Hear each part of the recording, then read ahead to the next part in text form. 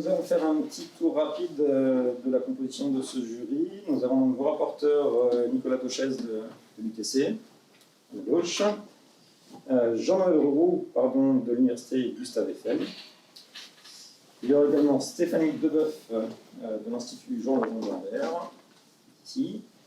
Nous avons deux invités, Benoît Guénic, par ici, et Georges Zambélis, ici. Votre équipe encadrante, je ne vous la présente pas, je pense que vous la connaissez bien. Je la connais. Jean-Luc, Stéphane et Julien, et moi-même, Guillaume Michon de l'ISAE Super-Héros à Toulouse. Alors, on vous propose environ 45 minutes de présentation, puis une phase de questions dans un rythme un peu inhabituel, mais qui se passera très bien, rassurez-vous. Ok. Voilà, je vous laisse la main. Ça marche. Donc, je tiens tout d'abord à remercier les membres du jury de s'être déplacés et d'avoir consacré du temps à mes travaux. Mes travaux qui s'intitulent donc le contrôle des vibrations de poutres par composite multicouche granulaire. Alors, en dynamique des structures, habituellement, l'un des principaux axes de recherche, c'est le contrôle des vibrations. Généralement, on fait en sorte que les vibrations des structures engendrent la déformation de matériaux dissipatifs, ou bien que des pièces de la structure frottent. Les milieux granulaires sont des milieux fortement déformables, qui peuvent tantôt se trouver dans un état qui s'apparente à un liquide ou à un solide. Ils sont par ailleurs constitués d'une multitude de grains et donc en contact les uns avec les autres. Donc on a dans un milieu granulaire un grand nombre de contacts frottants et donc dissipatifs. On a tous cette image en tête du tas de sable qui parvient à arrêter une balle de fusil. Via la pression, on peut modifier ce milieu granulaire, modifier son état et ajuster les contacts au sein du milieu granulaire, réorganiser ces contacts et ainsi agir sur la dissipation. Et on imagine assez bien que si le milieu est trop comprimé, les grains ne vont pas pouvoir glisser les uns par rapport aux autres et à ce moment-là, on ne va pas dissiper l'énergie. Et inversement, si le milieu granulaire est trop lâche, alors les grains vont bouger les uns par rapport aux autres et sans frotter. Donc il y a probablement un optimum à trouver là-dedans. Si on regarde du côté de la littérature, donc il y a plein de solutions qui permettent de dissiper de l'énergie. On a par exemple les solutions en architecture où on va faire cisailler donc en haut à gauche des structures, des matériaux viscoélastiques pour dissiper l'énergie des vibrations des structures. En bas à gauche, on a un peu le même type de solution où on va venir faire coller des patchs sur des structures et des patchs qui vont cisailler pendant la flexion due aux vibrations des structures et comme ça on va dissiper de l'énergie. Et à côté, on a des structures qui permettent de dissiper par frottement. Dans par exemple les turbines, on va placer des galets qui vont frotter à la base des pales pour dissiper leurs vibrations. Et là, on a un tout dernier assez intéressant par rapport à de ce dont on va parler aujourd'hui. C'est les systèmes de plaque contre plaque. Donc on va venir assembler des plaques entre elles. Et donc les mouvements relatifs imposés par la structure vont introduire donc des mouvements relatifs entre plaques, ce qui va dissiper de l'énergie par frottement. L'objectif de cette thèse, c'était d'étudier l'atténuation des ondes de flexion et de proposer une solution par dissipation granulaire. Et l'architecture qu'on propose, c'est de construire une poutre multicouche basée avec un milieu granulaire comme âme pour dissiper les vibrations de la structure. Donc comment on va modéliser tout ça ? Les milieux granulaires, on peut les modéliser grâce à une méthode bien connue, donc la méthode des éléments discrets. Et les ondes, les vibrations, on peut les modéliser avec la méthode des éléments finis. Bon, le seul problème, c'est comment coupler les deux. Ça peut donner lieu à des calculs très coûteux. Donc ce qu'on va faire, c'est qu'on va séparer on va traiter les problèmes un peu séparément. Et on va proposer un modèle réduit dans un premier temps de milieu granulaire, où on va étudier la dissipation dans le milieu granulaire, et ensuite qui va nous permettre de déduire une loi de comportement et que l'on va pouvoir introduire dans un modèle de poutre multicouche. Donc comment s'articule cette présentation? Donc tout d'abord, on va parler onde élastique et onde de flexion. Ensuite, on va faire on va parler je vais vous présenter les travaux sur la dissipation dans les milieux granulaires et notamment la construction du modèle réduit. Et on va finir donc avec l'étude de la dissipation dans une poutre composite granulaire. Donc les ondes élastiques, elles sont de tout type. On les retrouve par exemple dans le volume, on a des ondes de pression et de cisaillement. Lorsque les ondes interagissent avec une interface, on va avoir des ondes de surface qui vont apparaître, par exemple des ondes de Rayleigh et des ondes de Love. Et maintenant, intéressons-nous un peu au champ de déplacement de ces ondes. Donc si on regarde le champ de déplacement de ces ondes, donc on peut avoir ce type de tracé à gauche, donc avec à gauche en haut en fonction le déplacement occasionné par l'onde en fonction du temps, et en bas à gauche, pardon, en haut à gauche en fonction de l'espace et en bas à droite, en bas à gauche en fonction du temps. Et donc sur ces graphes, on va pouvoir tout simplement mesurer la période, la longueur d'onde des ondes en haut à gauche, et sur le graphe temporel, la période spatiale, ce qui nous permet de déduire les fréquences et longueur d'onde des ondes. En faisant le rapport entre ces quantités, donc fréquence et nombre d'ondes, on va obtenir donc la vitesse de propagation, vitesse de phase, donc qui est la vitesse d'une crête d'oscillation de la courbe bleue, et la vitesse de groupe, qui elle est la vitesse à laquelle se déplace l'énergie, donc le paquet d'ondes, c'est-à-dire l'enveloppe de notre onde. Comment on mesure ce type d'onde? Donc on s'est muni d'un marteau de choc, d'une poutre flexible, dans un matériau élastique, type acier, et on a mis donc cette poutre face à un vibromètre laser. Et donc en excitant la poutre avec un marteau, on peut donc faire propager les ondes de flexion dans la poutre, et avec le vibromètre laser, en plusieurs points, on peut retracer donc le parcours de l'onde à travers la poutre. Et une fois qu'on a notre champ de vitesse donc mesuré par le vibromètre laser, on va utiliser des méthodes de traitement du signal pour extraire les informations dont on a besoin. Ici, donc je ne vais pas vous présenter on a utilisé 3 méthodes.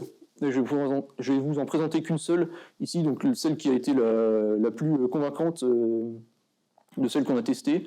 Donc c'est la méthode Esprit. La méthode d'Esprit qui repose sur une décomposition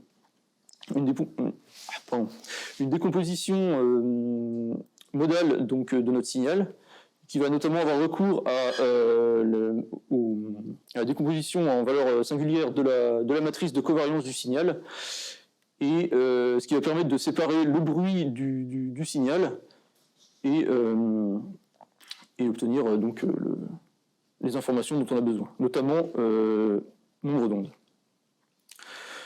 En utilisant donc cette méthode donc, sur un ensemble de points de la poutre, on a pu donc reconstituer la relation de dispersion. Donc la relation de dispersion, elle trace la fréquence f en fonction du nombre d'ondes q.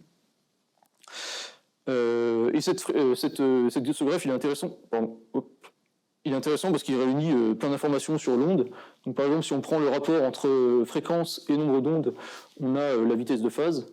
Et si on mesure la pente de la courbe, on a directement la vitesse de groupe.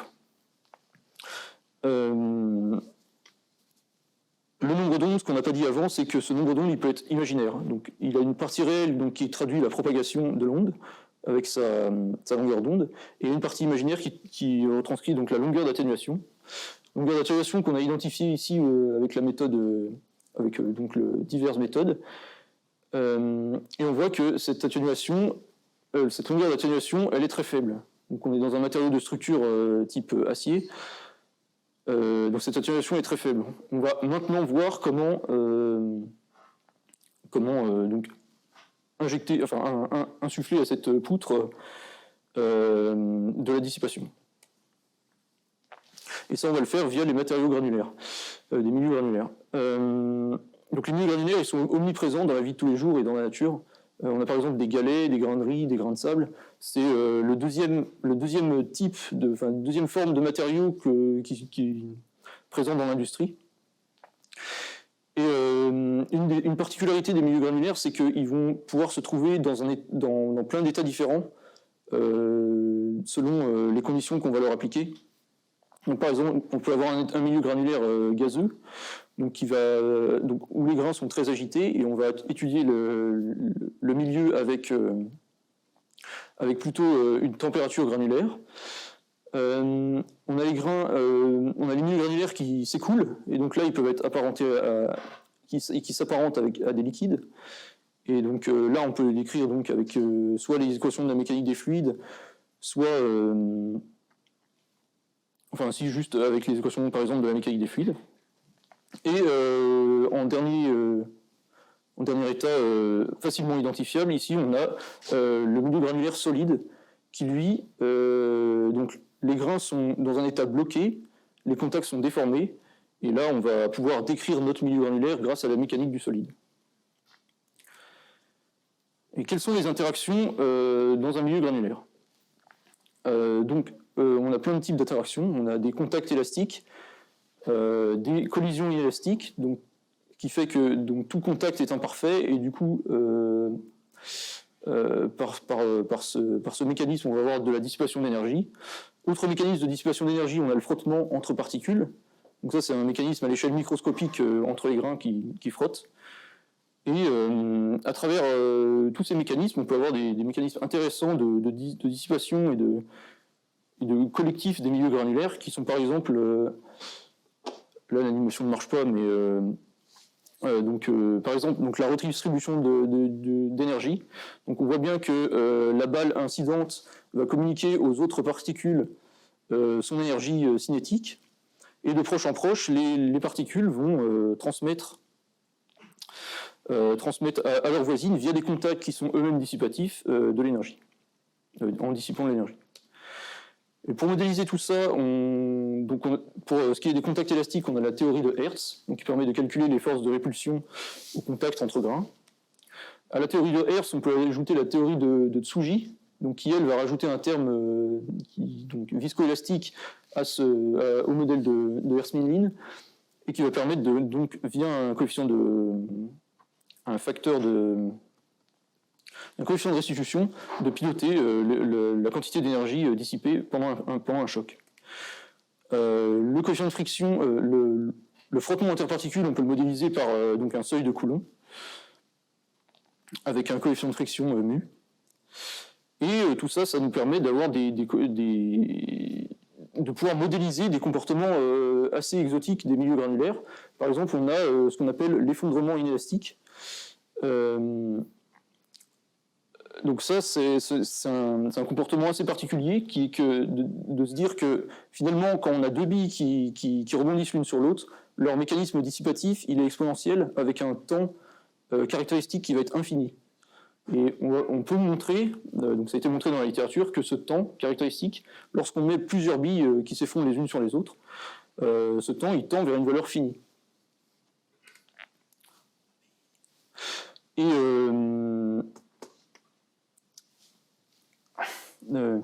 désolé, j'avais oublié une animation.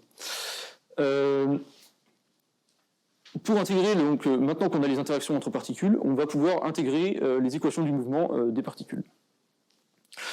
Donc dans un premier temps, on affecte à toutes nos particules un ensemble donc, de vitesses et de positions initiales.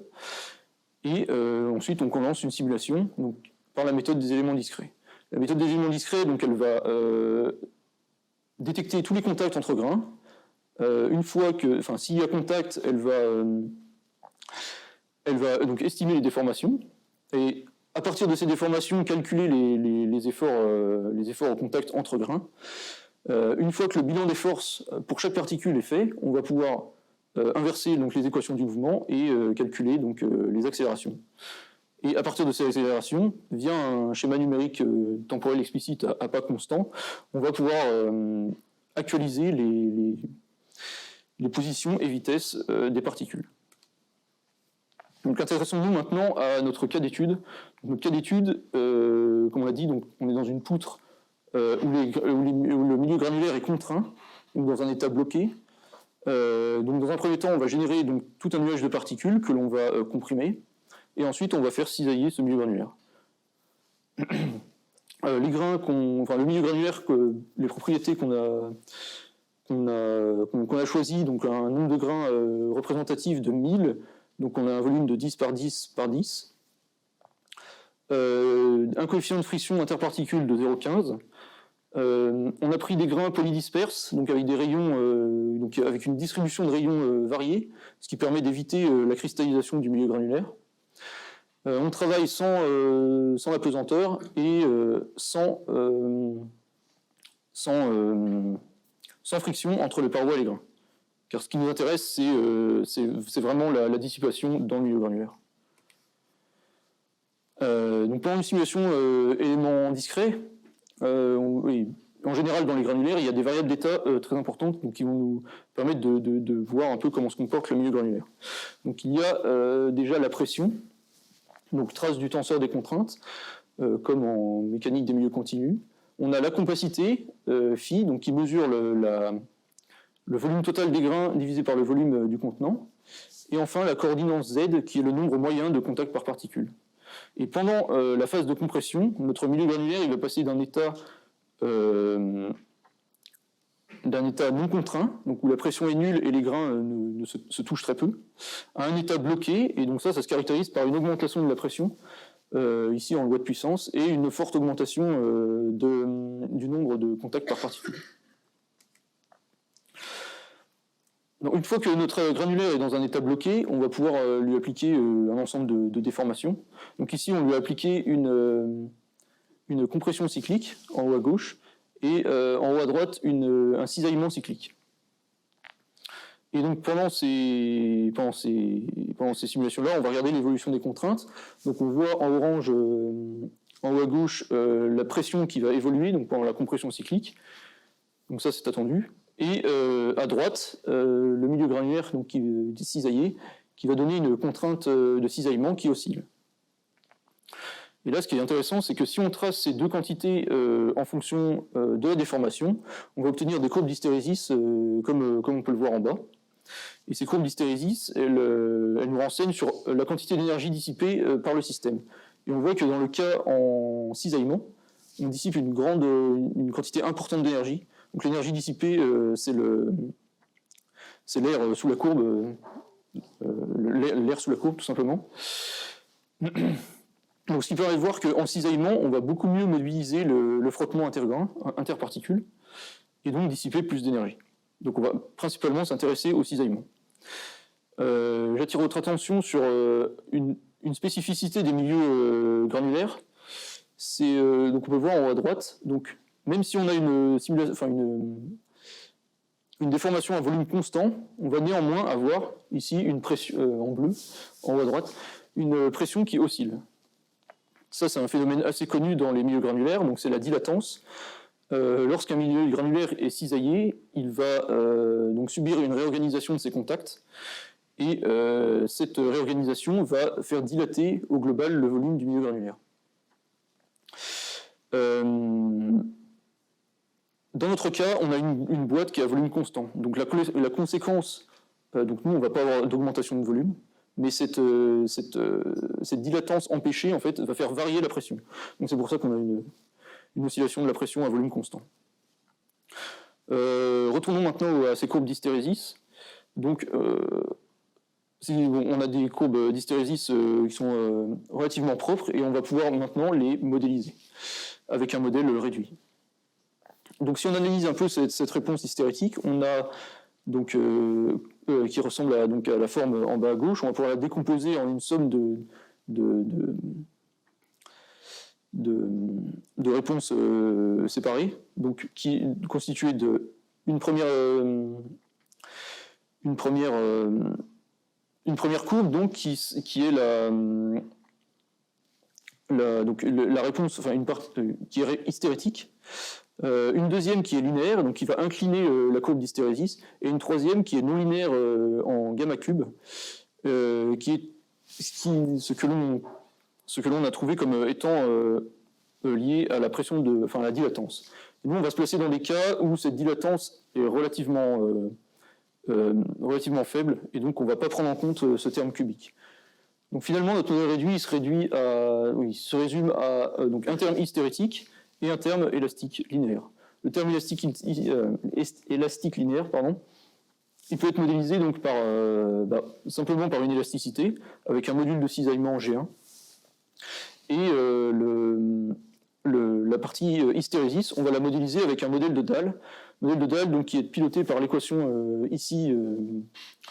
l'équation différentielle non linéaire du premier ordre ici qu'on voit en bas à gauche. Cette équation, elle est régie par 3 paramètres, donc une élasticité avec un module de cisaillement GD, une limite de glissement tau C au sens de Coulomb, donc qui va être égal à mu D fois la pression, et un exposant qui va permettre de piloter la forme de la courbe et que nous avons choisi ici égal à 1. Donc une fois qu'on a ce modèle, on va reprendre donc les simulations et essayer de trouver les paramètres qui permettent de reproduire la réponse du milieu granulaire. Donc pour ça, on construit une fonction de coût qui va dépendre donc des 3 paramètres de notre modèle réduit, G1, GD et MUD. Et donc par exemple, là, on voit, donc on a tracé la fonction de coût dans l'espace des 3 paramètres. On voit qu'on a un minimum global avec un accord de l'ordre du %. Donc ça, c'était juste une illustration. Dans les faits, on va utiliser la fonction, un algorithme de minimisation qui va minimiser donc la fonction de coût. Ici, fminsearch sur MATLAB. Donc une fois qu'on a notre modèle, on va pouvoir faire varier les paramètres du modèle de la simu, regarder les réponses et identifier les paramètres de notre modèle. Donc on a un modèle, réduit qui est à 3 paramètres, et de l'autre côté, un modèle qui dépend de plein de paramètres. On va en faire varier quelques-uns. Donc ici, on a pris l'élasticité des particules, le rayon des particules, la pression et la compacité. Et donc, en s'intéressant tout d'abord aux grandeurs modules de cisaillement, G1 et GD, on les trace pour cet ensemble de cas, et on voit que les données sont fortement corrélées à la pression normalisée par l'élasticité des grains. Et que donc, les données s'alignent, donc toutes les données G1 et toutes les données GD s'alignent. Ceci, donc, on l'a mis en comparaison avec un modèle qui est le modèle de milieu effectif granulaire, dont je vais vous parler tout de suite. On voit que donc, ni ce G1 ni le GD n'est cohérent avec le modèle de milieu effectif. Cependant, qu'est-ce que je veux dire que les valeurs ne correspondent pas tout à fait. Mais on a quand même de bons ordres de grandeur, on a des ordres de grandeur assez proches. Qu'est-ce que le modèle de la théorie des milieux effectifs? Donc dans les milieux effectifs, on va prendre un ensemble de grains, un milieu granulaire qu'on va supposer continu, et on va homogénéiser les équations afin d'en déduire donc, des élasticités. Donc le modèle de milieu effectif propose donc un module bulk, module d'incompressibilité et des modules de cisaillement. Les équations étant dérivées de la théorie du contact de Hertz, on retrouve la même dépendance à la pression normalisée par l'élasticité, donc ici en P sur K, et de l'autre côté, dans le modèle de Hertz, en P sur E à la puissance 1 tiers. Et si on revient maintenant à nos données, on s'aperçoit que donc c'est la somme GD et G1 qui est plutôt bien corrélée avec les modèles de milieu effectif. Donc ici, on compare nos données au modèle de milieu effectif. Pour le modèle de cisaillement, il y a deux limites asymptotiques qui sont prises en compte dans les modèles de milieu effectif, qui sont donc un cas où les grains sont parfaitement glissants, donc il n'y a pas d'effort tangentiel entre grains, et un cas où donc ils sont parfaitement adhérents. Et donc là, on va avoir des efforts tangentiels. Et donc on voit que nos données à nous se situent un peu entre les deux. Intéressons-nous maintenant à l'évolution du coefficient de friction. Donc, pour l'ensemble des simus qu'on a fait, on a identifié donc, ce coefficient de friction et on voit qu'il est relativement constant, ici tracé en fonction d'un nombre i, qui est un nombre sans dimension, qui s'appelle le modèle, qui est un nombre d'inertie. Et ce nombre d'inertie, il est pertinent dans les écoulements de milieux granulaires, dans la rhéologie des écoulements granulaires, et parce qu'il permet notamment, à lui seul, de prédire en fait la valeur du coefficient de friction, rapport entre la contrainte de cisaillement et la pression, dans un écoulement granulaire. Et notamment, cette théorie, elle prédit que pour un écoulement quasi statique, donc ce qui est notre cas, donc nous on est dans un cisaillement quasi statique, on va avoir un coefficient de friction effectif qui tend vers une constante. Donc ce qui est cohérent avec les valeurs que nous on a trouvées. Donc si on fait un bilan intermédiaire des données qu'on a, enfin du modèle, donc on a un modèle qui dépend de 3 paramètres, et la pression qui est un paramètre externe. Ces paramètres, ils peuvent être donc alimentés par des théories, donc la théorie des écoulements, la théorie mu de I et les modèles de milieu effectif. Donc là, on va essayer de trouver un coefficient sans dimension qui permet en fait de piloter un peu tout ce modèle. Et si on regarde dans notre modèle, on a donc en fait la compétition entre un terme qui va être élastique et un terme qui va être frottant, dissipatif. Donc, on va proposer un nombre sans dimension, on va intuiter un nombre sans dimension, qui va être le rapport entre un seuil de friction, un seuil de glissement, donc μf fois p, et une élasticité, une contrainte de cisaillement typique élastique. Et en vérifiant, donc en adimensionnalisant les équations de notre modèle, on s'aperçoit que on n'a pas vraiment de chance, puisque notre modèle, en fait, il va dépendre de 2 paramètres, dont celui qu'on a intuité.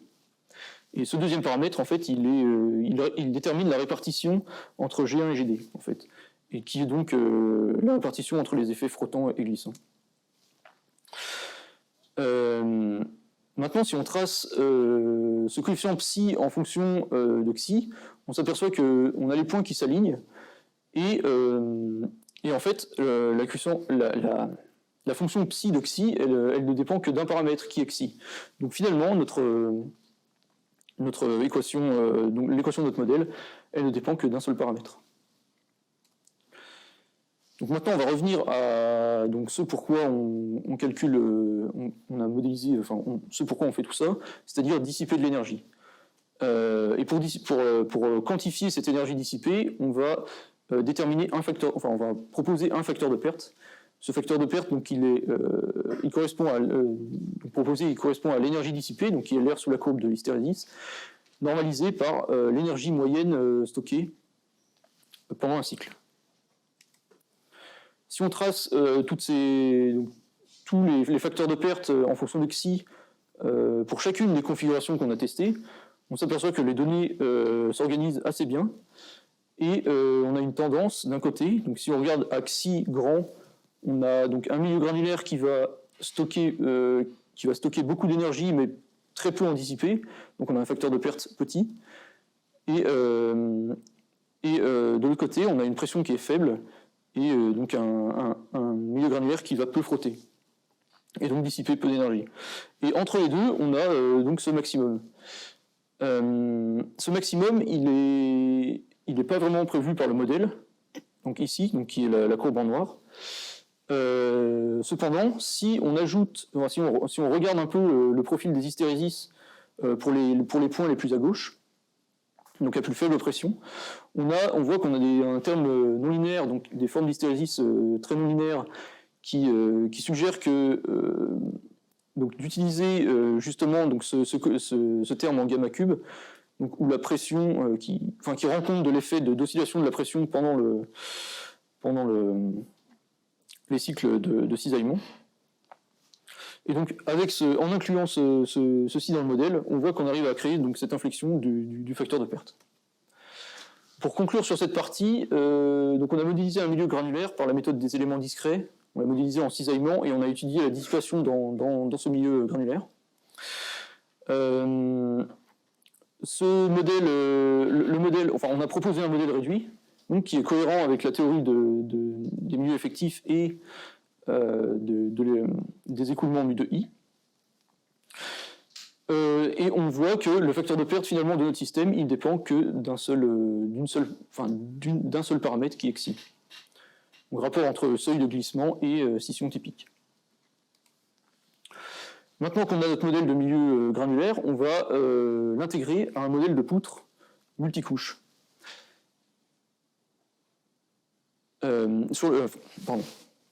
Donc les poutres multicouches, donc il y a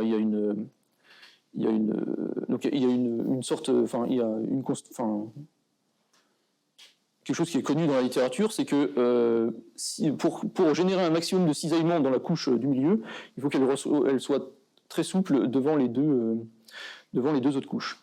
Donc c'est l'hypothèse qu'on va faire pour notre modèle. Donc là, je vais décrire cinématiquement comment ça se passe. Cette hypothèse, donc, que le milieu donc dans la couche grise est très souple, va nous permettre de supposer que la flexion dans les poutres, il n'y a pas de cisaillement dans les poutres externes, donc dans les pots, et notamment la flexion des poutres externes va imposer le cisaillement dans la couche du milieu.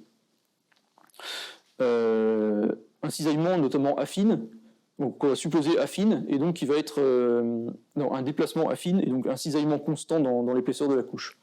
Et donc tout simplement, après on va pouvoir calculer la déformation en cisaillement comme étant R, donc un facteur géométrique qui dépend de l'épaisseur des couches, fois la rotation de la poutre. Donc il s'agit d'un modèle 2D, avec W comme on prend le W homogénéisé aux 3 couches, qui correspond au déplacement transversal. Et donc si on met tout ça ensemble, donc ces hypothèses cinématiques avec donc les lois de comportement de l'élasticité linéaire, donc loi de Hooke, on aboutit à cette équation d'onde. Donc ici vous connaissez peut-être les deux termes, donc les deux premiers termes qui correspondent donc à l'équation de propagation des ondes dans une poutre en flexion pure, donc l'équation de D'Euler-Bernoulli. Et à droite, on va avoir le terme donc, qui correspond au cisaillement dans la couche, dans l'âme du milieu, dans l'âme de la poutre. Avec, j'ai écrit en dessous les termes de bord et les élasticités équivalentes et les raideurs en flexion équivalentes et densité luminique équivalente. Maintenant, comment on va intégrer notre modèle, notre loi de comportement de milieu granulaire. Donc je la rappelle ici en haut à gauche. Donc un terme d'élasticité en cisaillement, GL gamma, et un terme hystérétique taux D gamma, qui dépend de gamma et gamma point. Donc le premier, c'est très simple, on va pouvoir directement l'intégrer au terme en cisaillement linéaire. Le second, c'est un peu plus compliqué parce que c'est un terme non linéaire, non conservatif, mais c'est surtout qu'on n'a pas d'expression explicite de la contrainte. Finalement, on va l'intégrer dans la formulation faible du problème. Donc, on prend cette équation d'onde donc avant, on calcule donc le principe des travaux virtuels, et là, on voit apparaître donc les différents termes. Sur la première ligne, on a donc les termes de bord, et sur la seconde, on voit donc tout à gauche le terme de flexion, donc les travaux virtuels des forces de flexion. Ensuite, les travaux virtuels inertiels, et enfin donc les deux termes de cisaillement linéaire et non linéaire. Et on voit que ces deux termes ont exactement la même structure, et que finalement le terme il se résume simplement à donc la contrainte, donc la contrainte fois la section, donc la force de cisaillement multipliée par le champ test de gamma étoile. Maintenant, en injectant dans cette formulation faible les fonctions de forme, des fonctions de forme polynomiales de Hermite, qui sont classiques dans la théorie, dans la modélisation des poutres, on va pouvoir aboutir au problème matriciel suivant, donc un problème matriciel d'ordre 2 en temps, discrétisé en espace, avec donc comme inconnu au nœud comme variable modale le déplacement transverse et les rotations, et une troisième variable à chaque nœud qui est la variable interne du modèle de dalle, qui elle, donc est imposée par ce dernier terme ici non linéaire, et donc pilotée par l'équation du modèle de dalle en dessous. Donc on a une équation matricielle d'ordre 2 en temps et n équations scalaires d'ordre 1 en temps. Et donc pour résoudre ce problème non linéaire, on va tout mettre sous la forme d'un problème du premier ordre en temps, et ensuite intégrer les équations du mouvement avec un intégrateur numérique type Runge-Kutta à pas adaptatif. Ce qui nous permet ensuite de calculer donc la réponse libre de la poutre.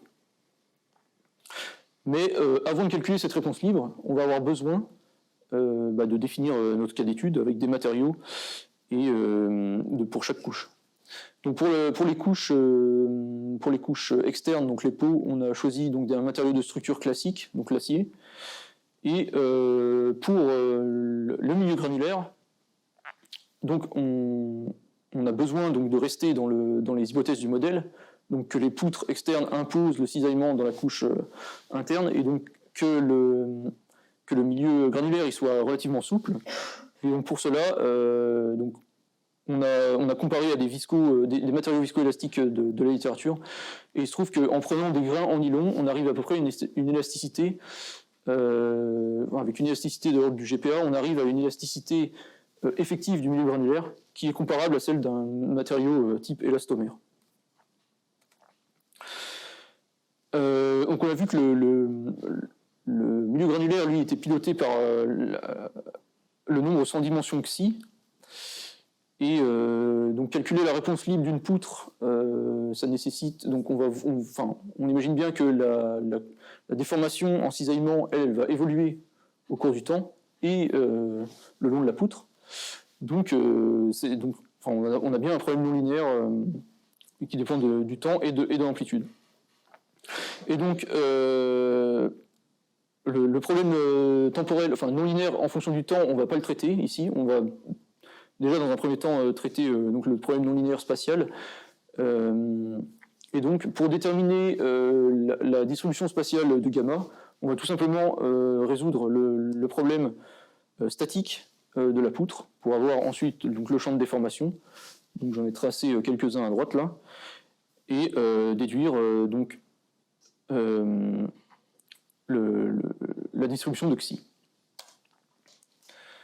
Donc maintenant, on a fixé le matériau. Il nous reste deux paramètres sur lesquels on peut jouer pour étudier donc, la réponse libre de notre système. Donc c'est la pression dans le milieu granulaire et l'amplitude de cisaillement. Amplitude sur laquelle on va pouvoir jouer en ajustant donc l'amplitude à laquelle on va lâcher notre poutre en réponse libre. Donc on a un premier cas donc, que j'ai mis au centre, donc il y a un cas nominal où on se place à une pression raisonnable qui est atteignable en laboratoire, c'est-à-dire 1/10 de la pression atmosphérique.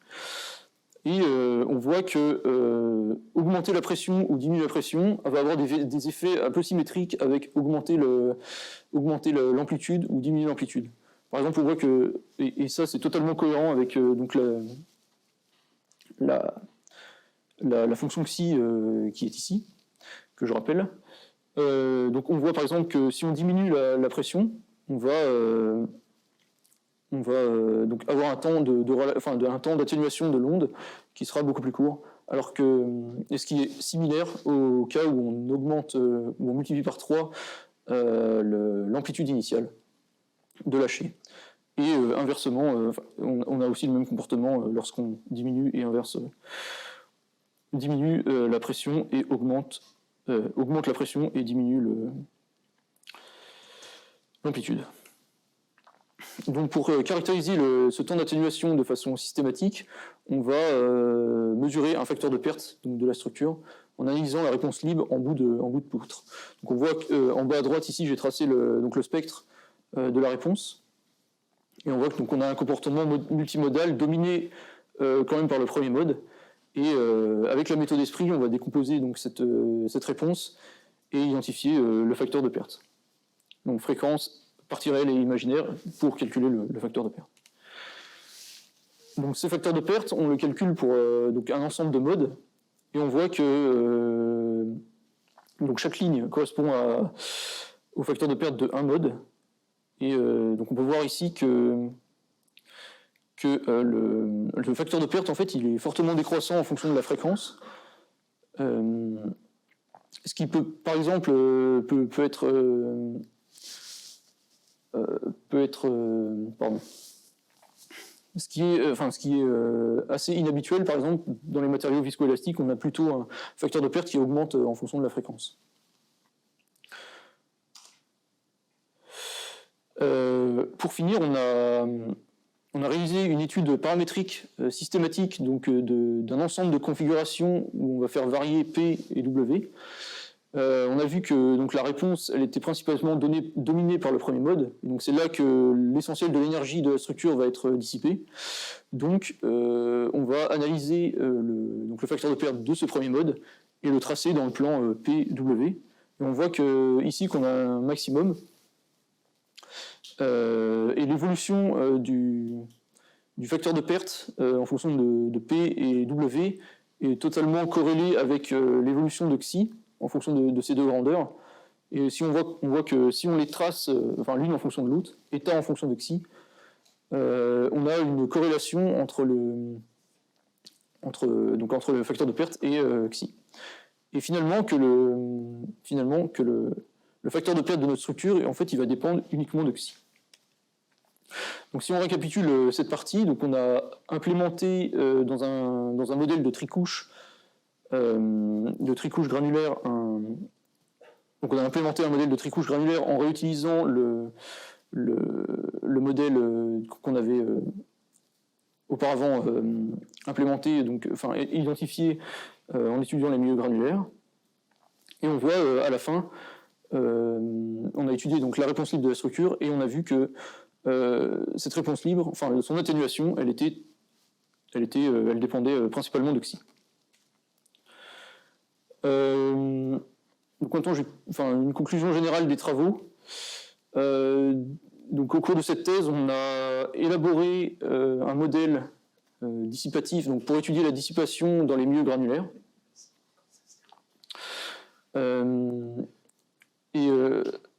Pardon, j'ai plus mes mots. On a élaboré un modèle de dissipation dans les milieux granulaires, et on a un modèle réduit, que l'on a pu ensuite implémenter dans un modèle tricouche pour étudier donc, la réponse libre de la structure. Et notamment, le principal résultat, c'est que donc, la dissipation dans le milieu granulaire, dans les conditions dans lesquelles on l'a excité, et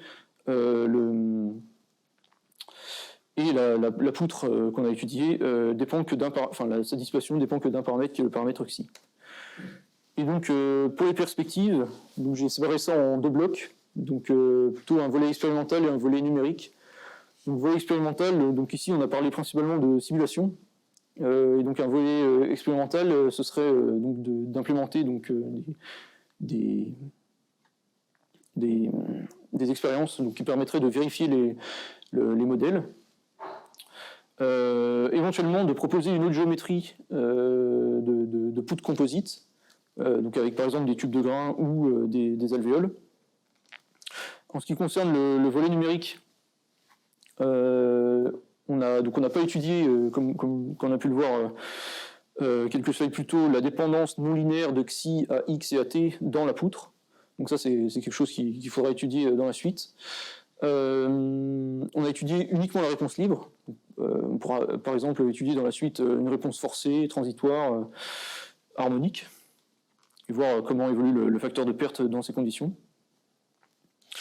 On peut aussi utiliser d'autres modèles de poutres qui vont nous permettre, qui vont ouvrir d'autres possibilités, par exemple d'avoir une couche de granulaire qui est plus rigide dans la poutre, et éventuellement faire des simulations FEM-DEM où on va donc calculer directement, résoudre directement la FEM et la DEM, donc les grains et les ondes dans la poutre. Voilà. Merci pour votre attention. Très bien, merci pour votre présentation.